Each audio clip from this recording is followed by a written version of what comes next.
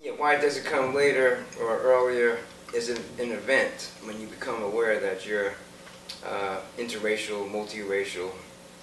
Or I think it's when you're small, it's just a question of you don't fit in.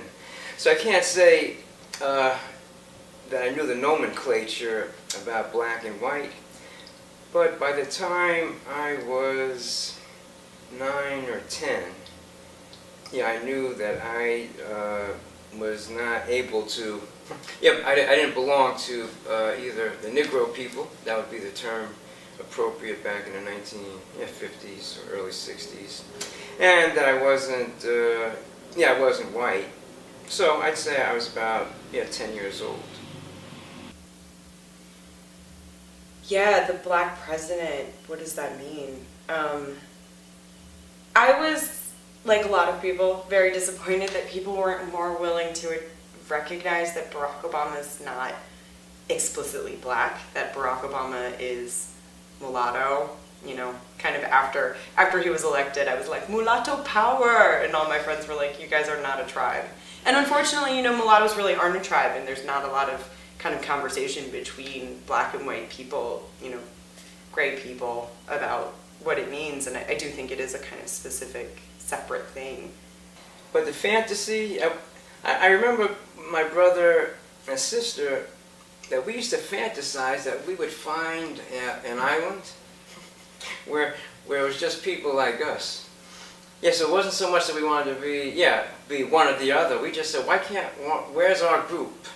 There must be some other kids in the world like us. But in 1954 or 5, there were just weren't that many interracial kids. We had a couple nights out, and I thought these guys were cool, so, after a while, I hung out with them for close to a year. And one night, one of these guys that I considered a close friend started breaking out the N-word. Nigga this, nigga that.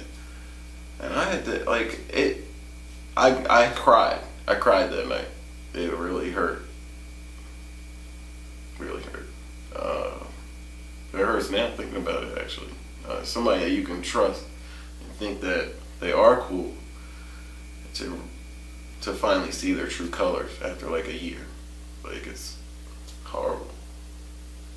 As we were kind of getting closer to the window of time where we were going to be going to middle school, sort of in 6th grade, I think I had started kind of hanging out with the black girls who were in our class. And so, I was going to their slumber parties, and I was still, mostly at school hanging out with my white girlfriends. And there was a real division between the two groups within the same class.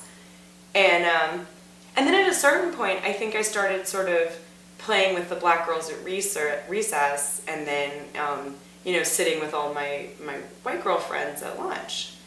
And, or just sort of whatever. For whatever reason, the two groups didn't really mix, and so there was still just differentiation.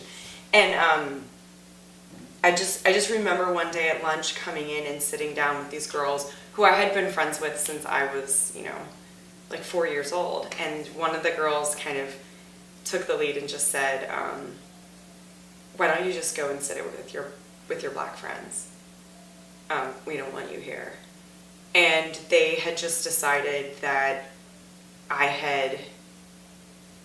couldn't play both sides. I had to be one thing or the other. And that if I was opting to be black at all, that eliminated my option to be with them. I always, at work, I don't tell anybody anything, because I consider myself undercover, you know what I mean? So I want to know everybody's true feelings. So I'm not going to tell you what I am. I want to know what you are, because you're going to expose yourself to me. A lot of the kids that I went to school with seemed to just always be telling me I wasn't black enough.